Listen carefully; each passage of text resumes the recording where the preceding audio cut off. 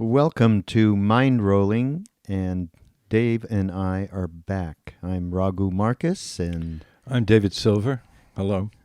well, we're just having a beautiful day to get to, just because Dave came here, and I'm in this beautiful land of North Carolina, and suddenly it's turned really nice. Springtime has sprung, and we do these podcasts. Some of them we do when we're physically together. Some of them we do by remote because Dave lives in New York.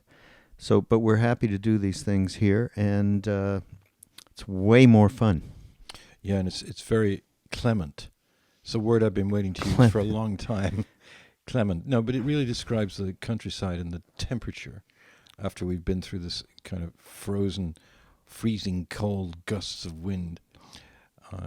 Well, you've had a horrible winter. Yeah, it was pretty bad in New York this time, but I don't mind because I'm from the north of England and I'm acclimatized, although the word is acclimated in North America. But it's great to be here, and it's great to be doing another one of these shows.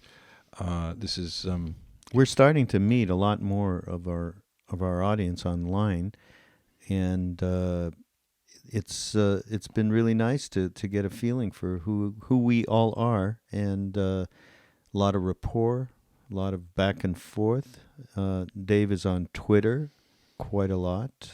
The Twitterverse is pretty diverse. Oh, that's a poetic statement. Twitterverse? Like universe, Twitterverse, Oh, Twitterverse. Or Tweetverse, whatever. Yes. But it's diverse because some of them come from our friend Duncan Trussell's Joe Rogan's stream, which is really outrageous LA humor, and a great deal of smart stuff. And a lot of it comes from people who are into various forms of yoga.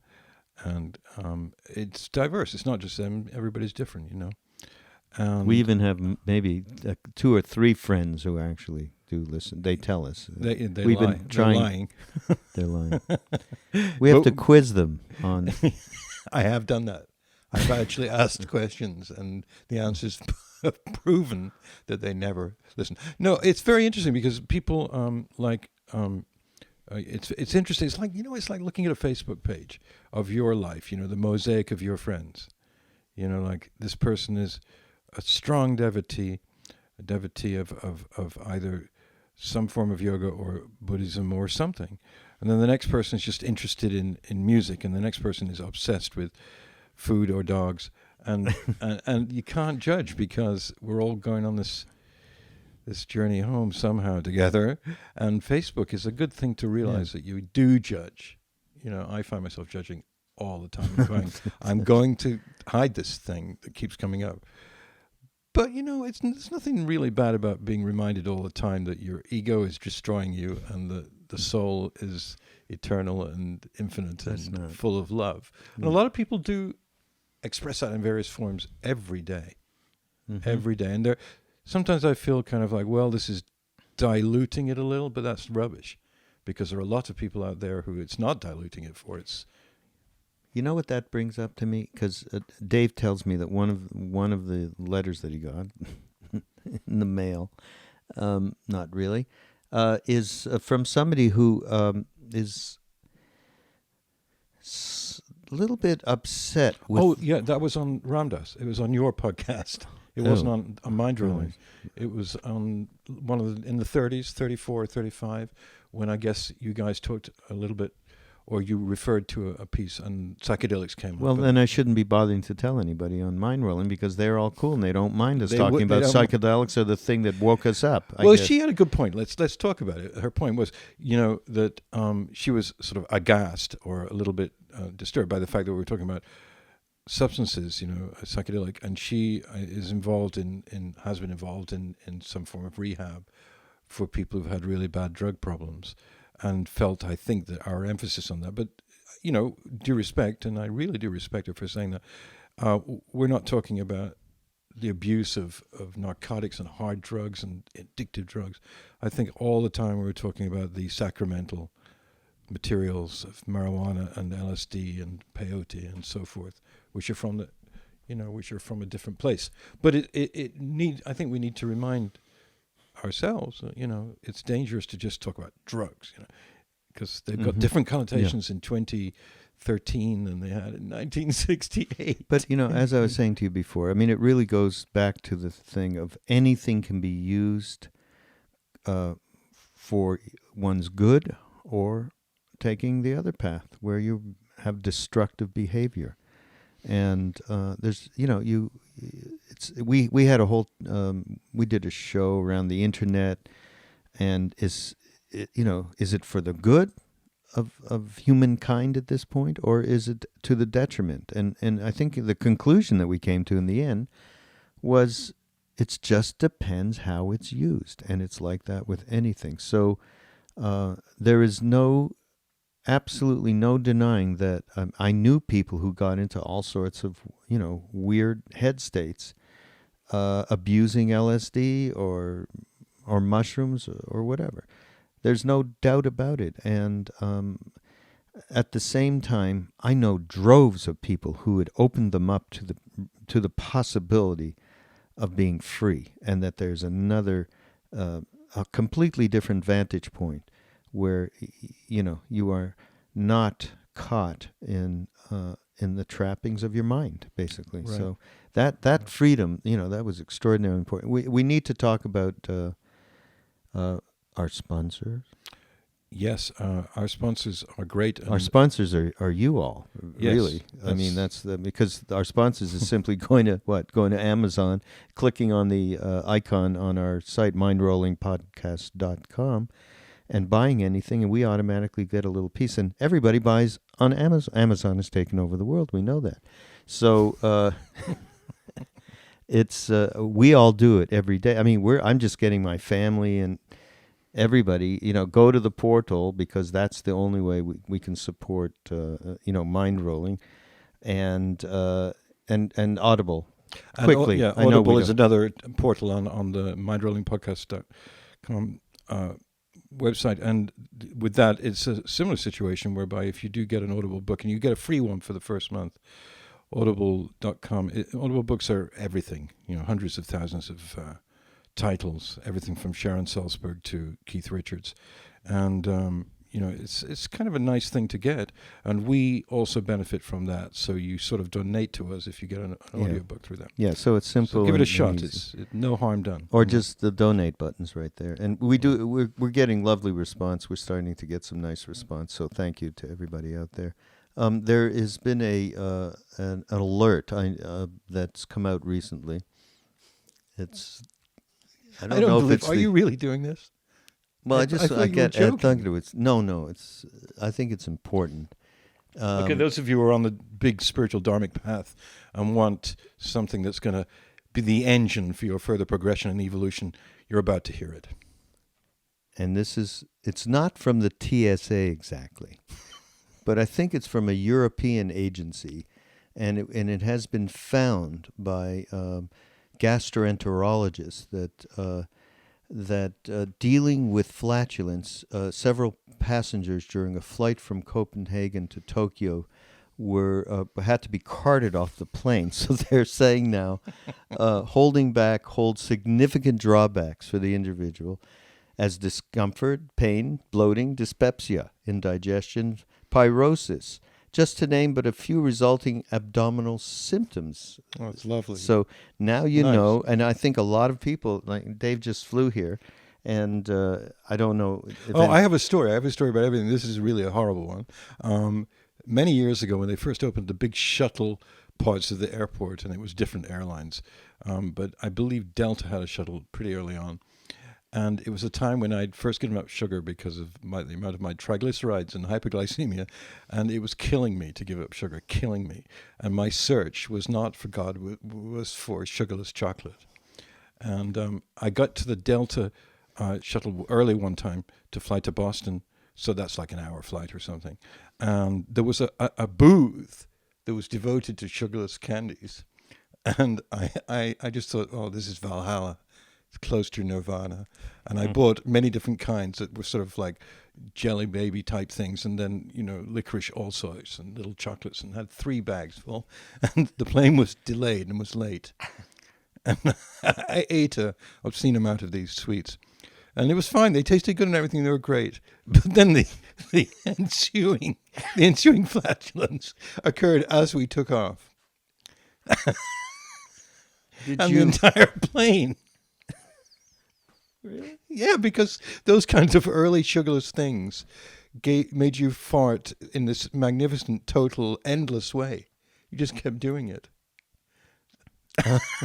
You asked for it. I wasn't doing this segment. Well, no, But, and it says brought here. it up. I'm just. So you must have known this, way in advance. Psychic.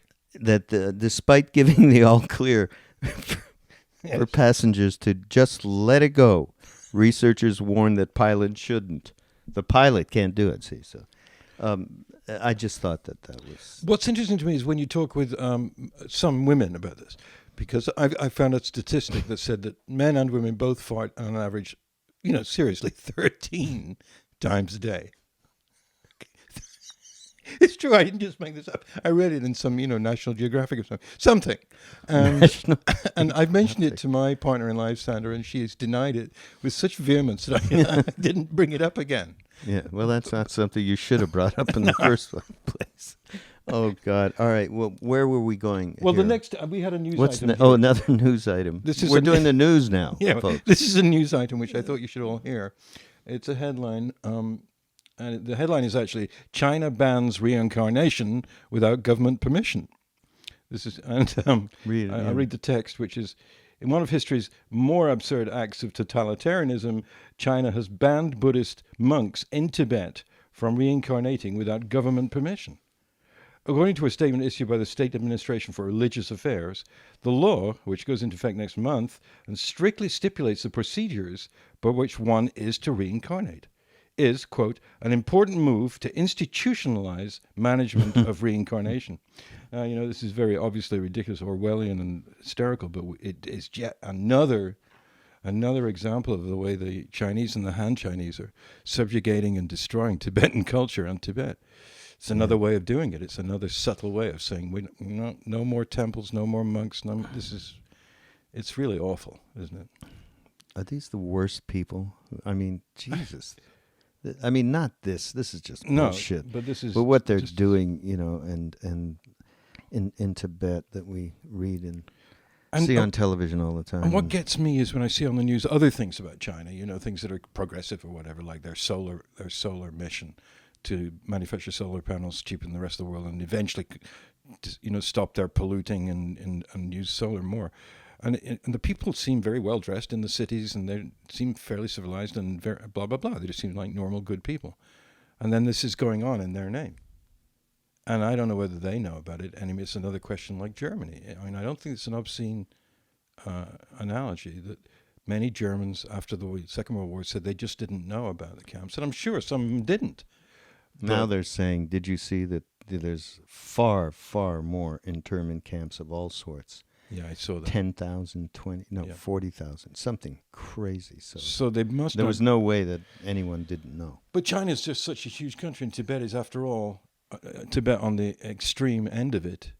And it's possible that they don't, because of their propaganda system, they don't tell the people anything about Tibet. They just talk about that territory, and it's a place for expansion, and where particularly the Han Chinese can go and get work and work in construction and even IT and all of that.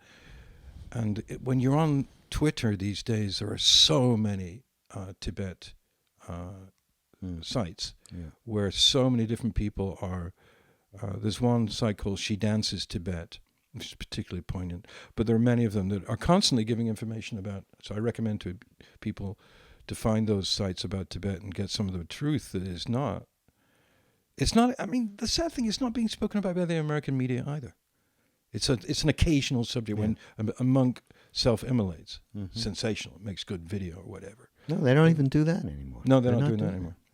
So what do we do? Well, the only thing we can do is to, because I mean, His Holiness the Dalai Lama so often says that no peace on this planet can come unless all are aware of all of the things that are going on and are working in concert to do something about it. It's not going on with Tibet, obviously.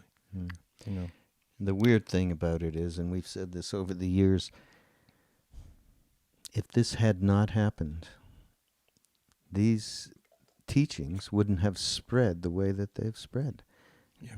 I mean, as far as I'm concerned, in my own little light,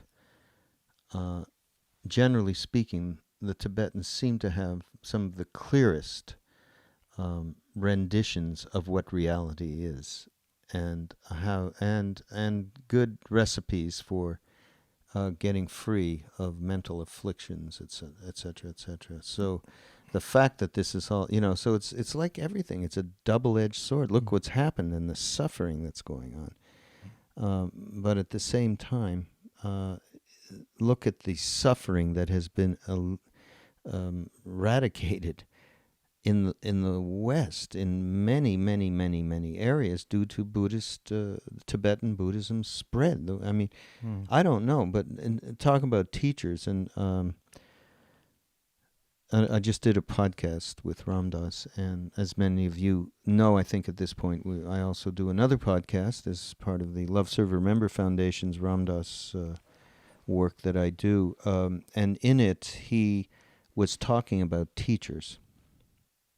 And without being too repetitive, although I do want to read this quote, I'll have to find it here while Dave takes over. But basically, he talked about Trungpa Rinpoche, Chogyam Trungpa Rinpoche, who we have mentioned on this podcast in his very earliest days. Yes. As somebody who was really one of those transformers for us. And Ram Dass talked about the best teacher is a rascal. And he talked about Trungpa and said Trungpa got his people. They were drinking, they were gambling, they were exchanging partners, all out front. They were dealing with their demons. Right? He was having them courageously deal with their demons in a conscious way. Now, there's been this kind of shit going on in other spiritual organizations.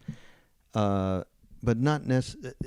It's such a touchy subject about, is this, and Ram Dass says in it, so with this kind of thing, we thought he was crazy. He's like, doing this really wild shit. He's not hiding it. I mean, we used to sit with him when he would give a lecture and he'd drink like a couple of bottles of sake and you wouldn't see a damn thing happen to him. Maybe his words would slur a little bit. He got a little looser, but he was pretty loose to begin with. Right. So, But his students were, we met them, knew many of them. Look at Pema Chodron, his major student of I think Trungpa's, so. But I'm pretty sure, and how solid she is, and how solid many of them. So he had the courage to do this thing, and the caveat is you never know. Is he pure? Is he finished with the stuff that is being displayed, and it's just a teaching? It's Ram Dass said something like Rajneesh, that guy. Yeah. He had like 90 Rolls Royces. Yeah, more. Was this? Yeah. He actually had over 100. I remember the whole seeing them lined up. So the question is it something he did to give a teaching, about attachment, or was he just a hung up guy from India, that just was greedy? We'd never know. And unless you're really finished, but the truth is, and I think this is the strongest point of the whole thing, you work with a teacher the best you can, and as all out and hard as you can, knowing that if they're creating any karma, that's their business. It has nothing to do with you. Your intentions are your intentions. So I think that's I don't know how we got on that. Well, because of the Tibetans that got out of Tibet. And the difference with them was that they weren't coming here or to Italy and England as they did to make money. Usually they were just escaping and then somehow found a place to teach. And with Trungpa, it was America and Boulder and Vermont and New York. And he was, Robert Thurman, the great scholar, head of Tibet House and an amazing writer about Buddhism, he says that Tibetan Buddhism is an advanced form of Buddhism, that it came after the other ones. Because before those guys, really, it was Zen that we were interested in, and Suzuki and Smith's writing about it, and all Smythe's stories of Zen, incredible stories, which I recommend to everybody. I think he was called R.F. Smythe, and there are many volumes of his stories of Zen masters, and they were Zen masters, and they're incredible. They're funny, they're amazing. Smythe, but there were no Tibetans at that time, or few. And then, as you say, Raga, the mixed blessing of this terrible from persecution 59, has brought many of these men and women to the United States and to Europe and to everywhere. So, my goodness, what a blessing that is. But the least we can do in return is to try and be conscious at any rate of what's going on in Tibet and not be so sort of, okay, there's nothing we can do about it. I don't know whether there is. Even His Holiness never says we want a country. He just wants justice. Yeah. So he's not telling the Chinese get out or anything. He's just saying, would you stop with the... Anyway. I think that I did see recently, actually it was on 60 Minutes, and it was a show about China, about one aspect of China, which was the building, the incredible amount of building that's gone on there in the last number of years. It's like the bubble that we had before here in the States. And he, whoever it was, interviewed a young woman, and she and her husband were partners, and they built some large part of Beijing and other places. I mean, amazing story. They came from nothing. This incredible young woman. And she was so honest. I was like, wow, they're going to take her away. She was saying, yeah, you just got to bribe. I mean, they just got to accept it. You got to bribe your way from one end of China to the other. Number one. Number two, that there's this bubble, and the government is still encouraging people to put their money into real estate, but there's a gigantic bubble. They interviewed other people that's going to burst in China. That could have, of course, a large, incredible reflection around this world. But so, and she said at one point, yes, there will be democracy. So, I mean, she's probably in jail now. I mean, that was just... Yeah, but it reminds you of Hitler's 1,000-year Reich, when some of the Nazis, the Gestapo, the particularly nasty ones, said, well, no matter how bad we are, if we build this great Reich in 1,000 years, nobody will care. If it's a great Aryan society, by 2935, which is what he was talking about, because this is the mid-30s, no one will remember that we gassed all the Jews and gypsies and blacks and homosexuals and disabled people and people with Down syndrome. It'll just be... Who said that? One of the Nazi scholars. Right. It was just like, what is Hitler's 1,000-year Third Reich? What does that mean? It means that eventually what we had to do at the beginning will be forgotten. So that was the sort of fascist... And I'm mentioning it only because China probably feels the same way. Well, once Tibet is totally taken and it's Chinese, with a few Tibetans doing the bad work, there'll come a time when no one in China will remember this, and it'll be just fine. No. So that's the sad... Yeah, that's anyway. That's history. So we wanted to get into a couple of things that we found on paper, on hard copies of interviews and stuff. But the one that I, involving Ram Dass and other people, and there's one thing here. People, you think they're sick of us talking about Ram Dass? Okay, they are, but and he is. I don't even know if he's listened to it. Okay, well, let's not talk about Ram Dass. We'll talk about... No, I mean, we're not talking about something. I mean, well, listen, it's hard not to talk about him because he's such a... The thing about him that people love, I think, or I do, is besides being, an amazing being and a transmitter of all the great wisdoms that he encounters, he's also a brilliant articulator still, and it's amazing what he says. Like, we did an interview with him. Okay, segue. Yeah, right. Segue. Rago and I interviewed him once. This was in Can I just say one thing, though, about this? Please, yes. The fact is that Dave and I, we're like in daily touch because we work on all sorts of different projects together. We've been doing this for a long time, as we've said before. And, Ram Dass comes into our conversation as sort of a rudder for many of... Because, in terms of people asking us, how do we navigate day to day? Like we did a podcast recently. We saw this headline: "Life is tough, deal with it." In a Buddhist magazine. So I guess a lot of what we like to think that we have anything to offer is amalgamating many of the paths and pitfalls and our own, and pointing them out as examples, to just being able to navigate day to day, which is so very, very tough thing to do on all levels. And so Ram Dass comes up in the lexicon because he's really managed to synthesize this stuff in a way that's so readily available. All right, so we did this interview, and what was it about? I can't remember. It was wide ranging. A lot of it was about his, time just when he met his Guru Maharaji and how that affected him, obviously, and a lot of his exact recollections. But then, sort of rather deep into the interview, he talked about surrender, and Raghu and I were talking to him about what happened to your old personality of being the Harvard professor Dr. Richard Alpert, when after you'd had this incredible experience with Maharaji and with Bhagwan Das, who introduced him to Maharaji.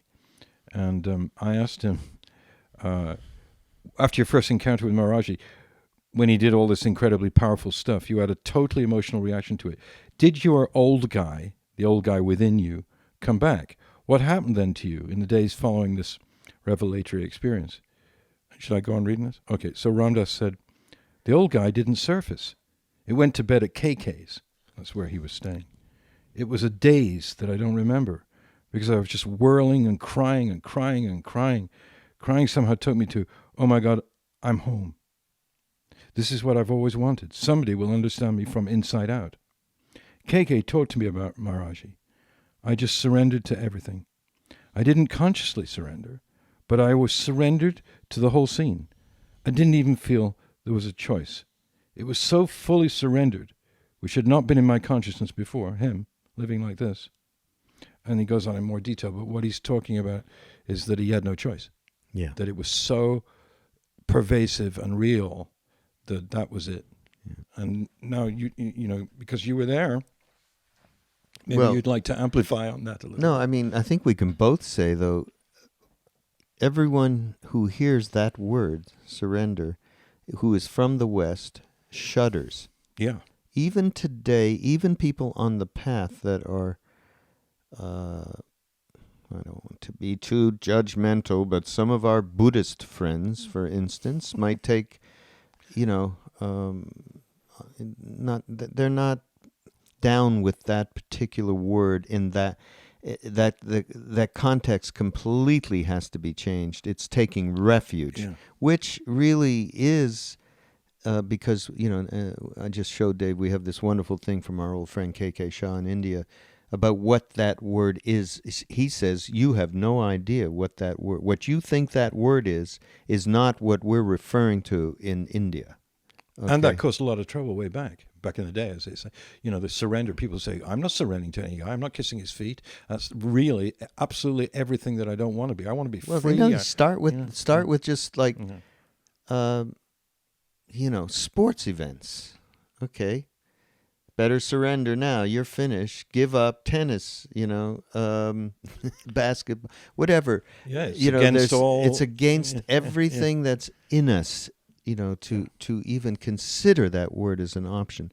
Then, of course, we're in our 20s, and we start to find out about the stuff from the East, and some of these guys, and mostly guys, come to America finding a bunch of gullible, lovely young Westerners, and say, you must surrender. You must be giving me your money and your home and land. I mean, all of these organizations collected stuff because they needed to exist, and generally speaking, many of these people came to this country and they were not, they were not clean, and they had desires, and so they involved everybody in their desire system. So surrender to this phony guru thing, and so we went. We went to India. Oh, I don't know if I told this story before. I'll tell you if you do. You will?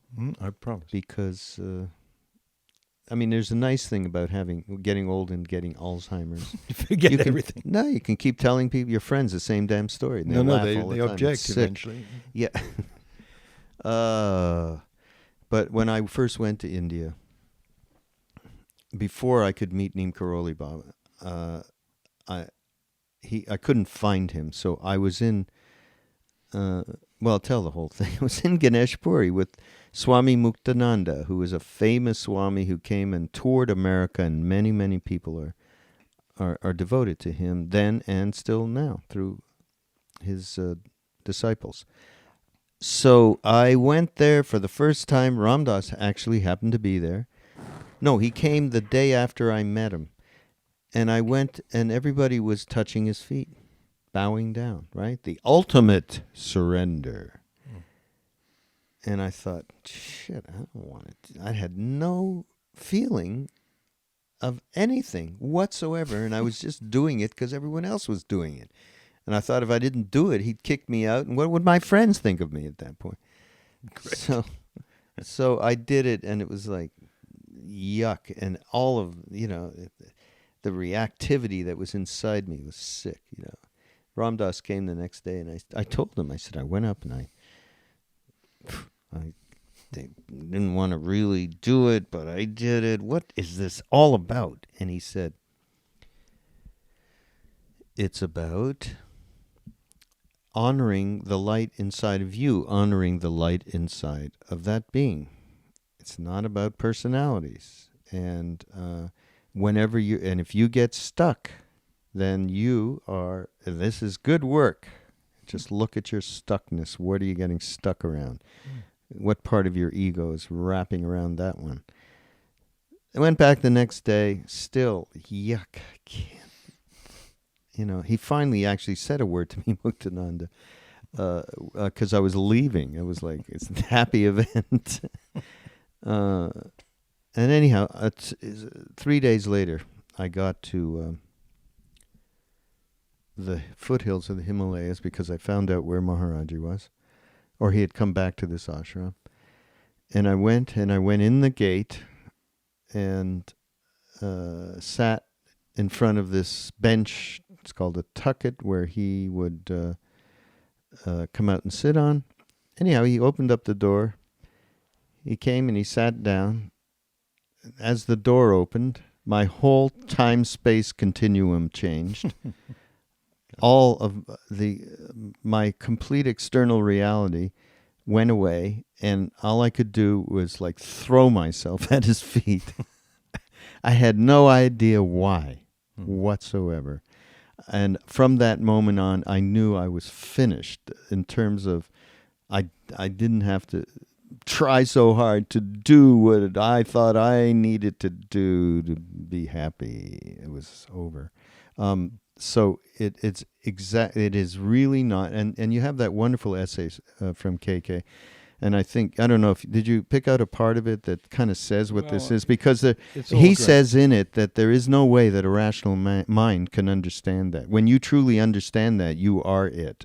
That's, what real surrender. It has to be surrendered to that self. And it is not, and it's taking it's called Sharan in India, the Hindi word, umbrella. It's like you go under that umbrella, and you. What are those couple of examples? He says, like, well, he makes an analogy that it's you have to have, the real feeling first, and for whatever absolute power you've become aware of, and then he says.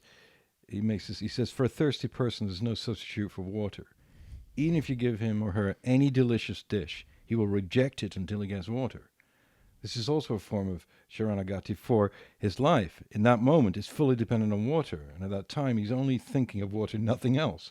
Without water, his survival is doubtful. He'll try all his efforts only to get water. Even the most valuable things of the universe cannot attract him at that moment. He'll give away all his valuables in exchange for water at that time. Such is the condition of a true Sharangat to God. He does not want any materialistic thing of this world in exchange for the shelter of God. But the care of all the devotees, worldly things, is taken care of by that absolute power itself. And, I mean, he's saying refuge, shelter. That once you feel it and you know it, you're not questioning it. You're not surrendering anything but your ego and your neurosis. Exactly. That's, I think, what it is. And Yeah. and Buddhist lore teaching definitely says that taking refuge is leaving your ego at the door and investing yourself in this greater self. And that greater self is Buddha the one, mind. the spacious self, but beyond your constricted idea of. Yeah. I mean, let's face it, all of us Westerners, with very few exceptions, were brought up with a very constricted sense of self. And when the word religion came up, it was a sort of a judgmental and rule-based ruler that ruled your life. That's real weird surrender. When I mean, I don't want to bring up any religions or anything, but I could never handle that. That's not surrender of ego. That's just surrender of will, which is very strange. Yeah, no, that's It's different. nothing. It's just different. Yeah, it revolves around a certain kind of faith. Once you understand that there is a reality, whatever you want to call it, that's a separate reality from your senses that is available. Once you understand that, and then that understanding is not so much a mental understanding, it's a intuitive understanding. So that's more associated with the spiritual heart. And once that happened, and that happened in my case when I met Ram Dass. Again, we go back and it's acid, and then meeting teachers. In this case, it was Ram Dass. And once that happened, it was like an implant. You had that implant. And really, that implant is faith that there is this reality, this interconnectivity. You had that faith. And so when I suddenly went there and I was like, yuck on bowing down to anybody, but with Neem Karoli Baba, with Maharaji, it was like no thought, like with Ram Dass. Once that happened, once he did with him, that first miracle, your mother died of spleen, he said it in English, spleen, and Ram Dass broke down, and that was it. That was the implant for him. Then he implanted others, as Krishna has said before. Love is a disease. Those who have it, give it to those who don't. So that's really what happened. And at that point, Ram Dass, any of us, honestly, at that point said, there was nothing. You couldn't even mentally think about. Like, he didn't leave for 6 months. He was supposed to go home in 3 days. No one told him to go anywhere. So finally they told him. Maharaji said, Gauri, go back. Go back. You'll write a book. Don't tell anybody about me, though. Ram. Told the entire planet. Yeah. I mean, but surrender also, you can take it down to, on a daily basis in my life and in people's lives, I think, where you're uptight. You're really uptight about something, be it some relationship thing, or be it some business thing, or be it a money thing, and you go to bed at night and it's on your mind, and you think, oh, I'll sleep, and then the first thing that hits you in the morning, instead of being God or Krishna or Buddha, is the IRS or something. And the surrender, again, is surrendering to the essential beneficence of the universe every day, and eventually, probably different people have different ways of doing it: music, meditation, yoga, something, or just being aware. Just actually suddenly being, I'm not going to let this thing rule my hour, this next hour. I'm going to remove myself from this and surrender to what I really know is the larger and deeper reality.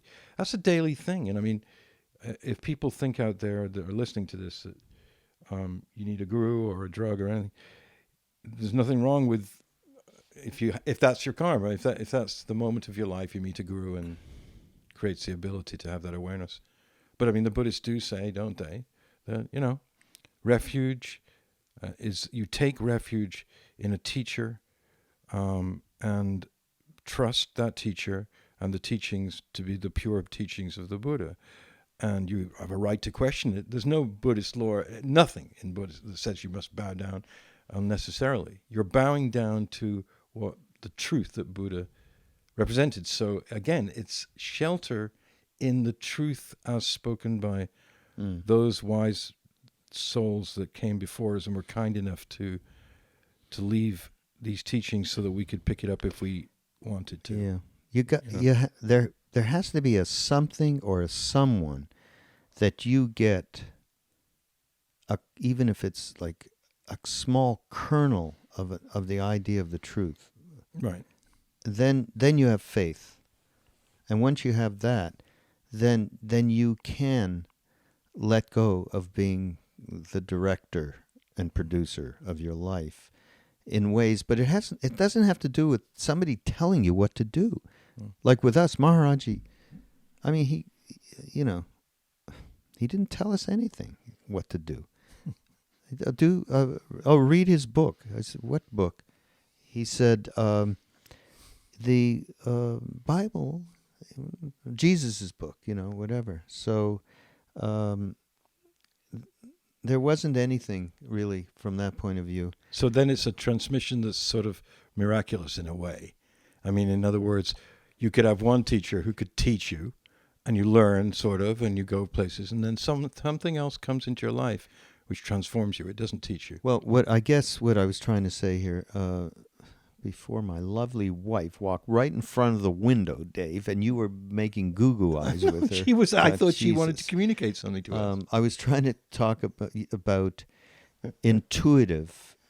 That's where we get to, and what we need to really identify with is that intuitive place in us. That's not something that we're trying to plan out or think out, and you connect that intuition with the spiritual, a teacher, a teaching, a book, a chant, whatever it is. I mean, I've met tons of people who have absolutely come to that truth without having. You do not need that physical representation. Those of us that did get that were, of course, awfully lucky. So, but other people get it the way they get it, and actually, we weren't. Actually, that's not true.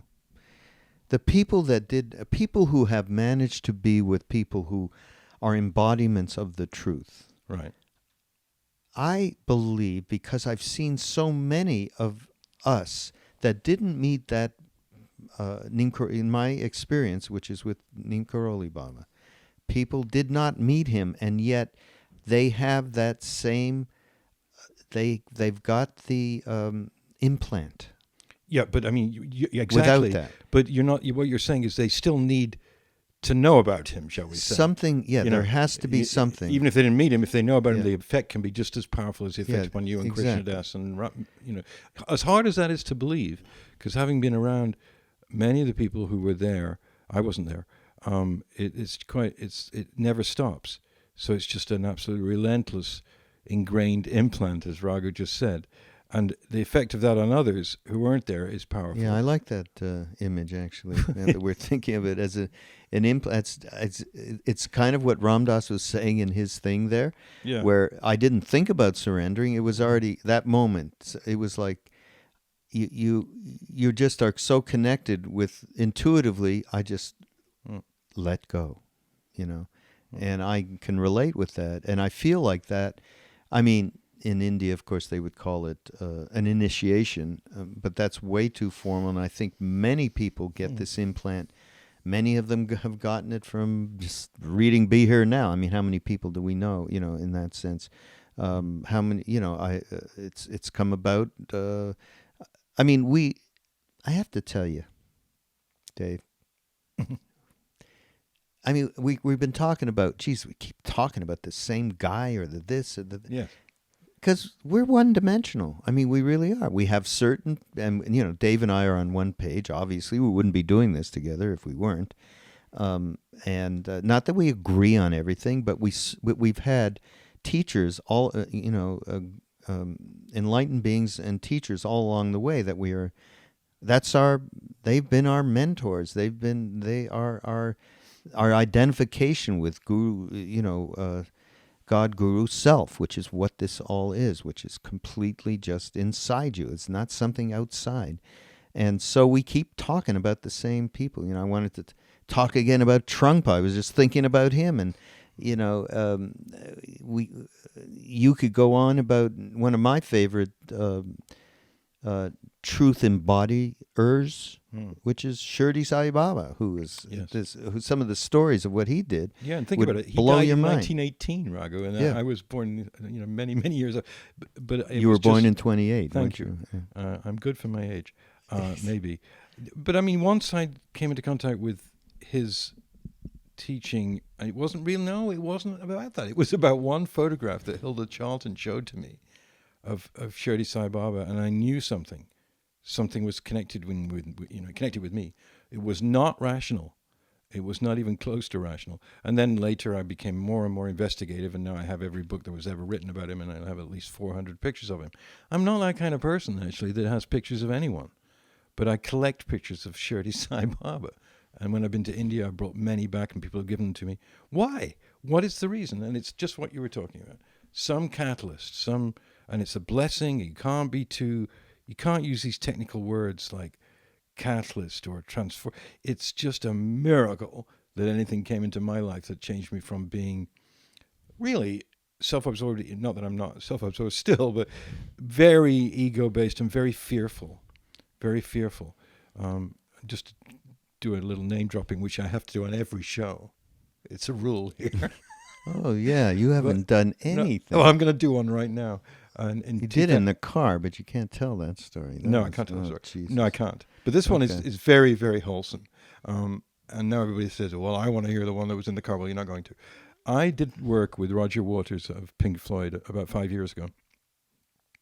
And I worked with him a lot over a period of 18 months. And it was quite strenuous. He's a real taskmaster and a perfectionist. And he was doing some incredible projects that I was lucky enough to be part of. And then when we finished the projects, one time I was sitting at the back of his house in Long Island, and he brought out a couple of beers and just wanted to chat, And there was something he wanted to say to me, and he said it. He said, my life has changed so much for the better in the last year. And he was about 60 at that time. So it wasn't, he wasn't a young guy. And I said, well, why, Roger? And he said, my life was totally fear-based. What do you think The Wall is? What do you think that was about? And I said, well, what was it about?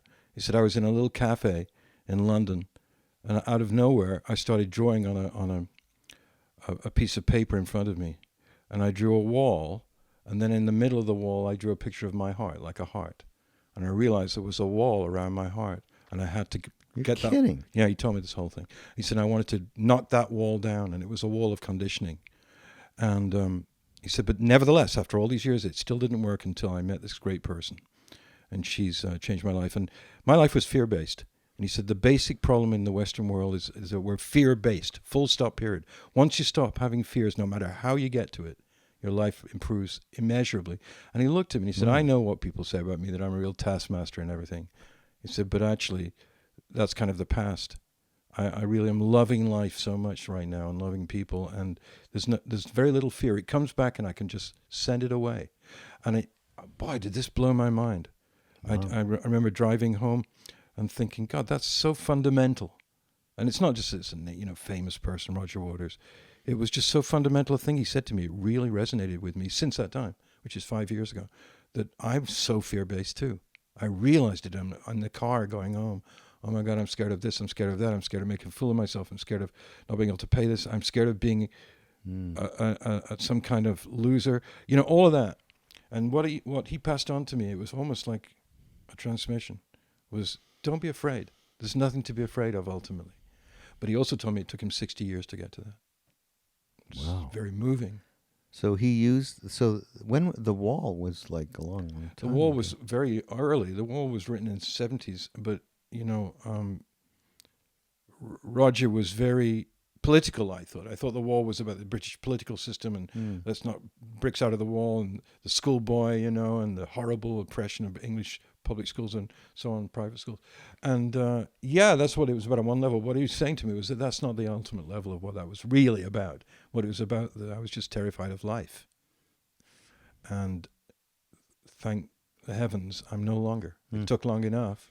He was very humble about it. Really very moving thing, and I forever loved the guy after that because it was so open. And he was genuinely trying to help me because he must have looked looked at me and said, "This is a frightened rat," which No. I sort of was around him because he was so, like such a genius. He's a genius. Really? Yeah, he's a genius. When he sat down and played acoustic guitar in his own studio there, I was so privileged. Me and the camera operator, he just asked us to sit with him, and he played on an acoustic Martin that he had there, some beautiful, beautiful English old Renaissance music, and then just broke into Delta blues. Really? Just sitting there playing. He's a master.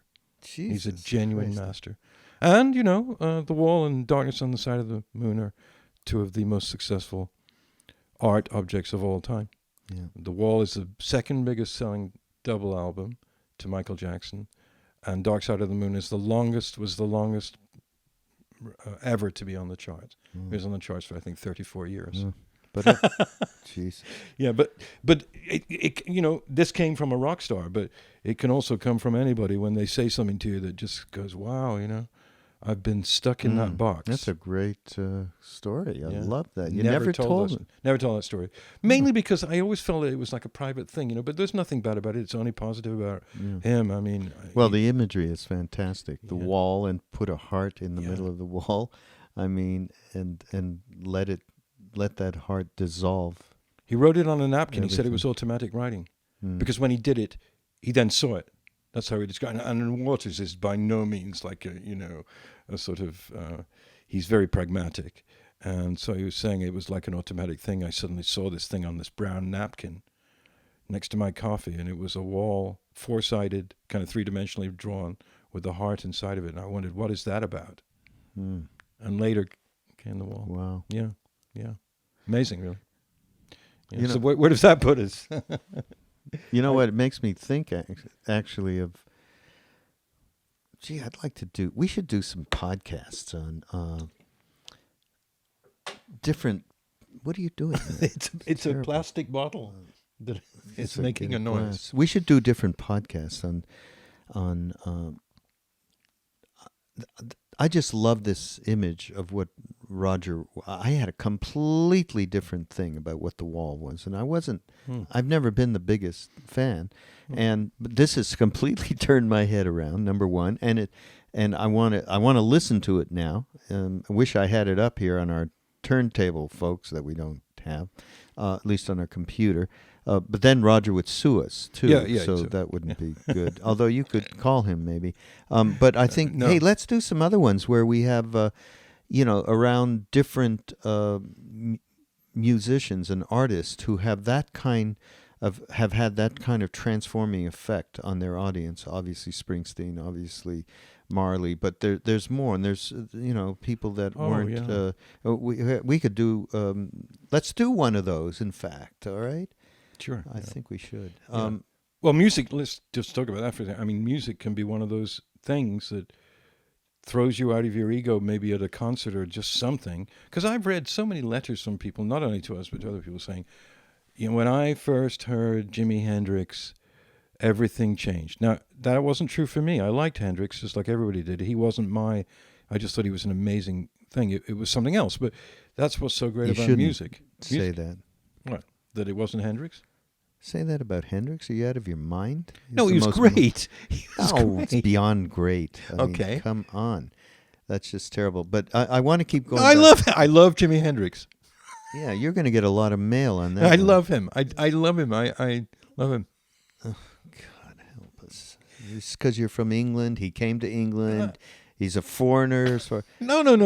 It was I loved Crosstown Traffic. I loved Electric Ladyland. There's a new Hendrix record just came out. I heard about right? that. Yeah, we Have you heard it? No, we'll listen to it together. Let's listen to the new Hendrix, yes. which is 50 years after he died. Well, no, but Hendrix did that to a lot. I mean, a lot of people. Yeah. But the Dead, I wasn't a bit, to say the least, I was not a big Dead fan, even though I did a film about them once.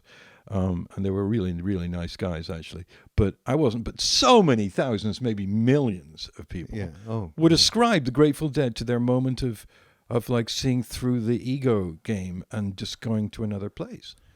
Yeah. Right? I mean, acid. So, talk about psychedelics. Oh, boy. Yeah. We're at the end of our podcast here. Oh. And such a shame.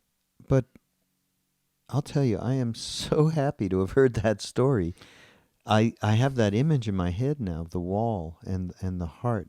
He wrote it on a napkin, right? Yes. Oh my God! You should have kept that napkin. Jesus. I asked him, I think, about that, and believe it or not, I don't remember. I don't think he had kept it. Yeah. He's a very private person, and now I'm really worried that he's going to come after me. Yeah, like he'll. You know what? It's crazy because we get mail or email or Facebook or whatever, Twitter. We get from people. We like, you listen to this? Yes. Wow! How did you hear about? Folks, we've only been out there for 3.5 months at this point, and happy to have you all aboard with us. It's a fun thing for Dave and I, and if any decent thoughts that can help anybody come out of this, certainly this Roger Waters image is. I'm keeping it. I mean, I love it. That completely changed and turned my head around there, and it's a great image for everybody. That heart absolutely does melt. Anything. All impediments are melted in that space. When he looked at me, Rago, I'm telling you, I mean, I've been working with him for a month or two at that point. It was a very professional thing. He was always extremely gracious and friendly, I will say, and is a remarkable person. But when he was looking at me, he was on the lawn. We were kind of sitting kind of cross-legged on the lawn, and he was looking at me, and his eyes were just as soft as a deer's. It was just amazing what was coming out of him. That he was trying to communicate something to me as a fellow Englishman, brought up in the same thing, the same age, and what I don't think he did know was when I left how much it changed me, because I realized how much of my life was actually fear-based. Simple thing, but if you look at your life and if you're waking up in the morning with great trepidation about the day to come, that's the time to try and examine that. I think. We never like to pontificate here, so take it for what it's worth, Yeah, no, exactly. Well, it's been good today. Again, folks, we thank you for your support, and we hope you continue. The Amazon thing is obviously a great thing to link up and buy your stuff through there, and that helps us. And again, we thank you. Thanks, Dave. Thank you, and we'll see you soon.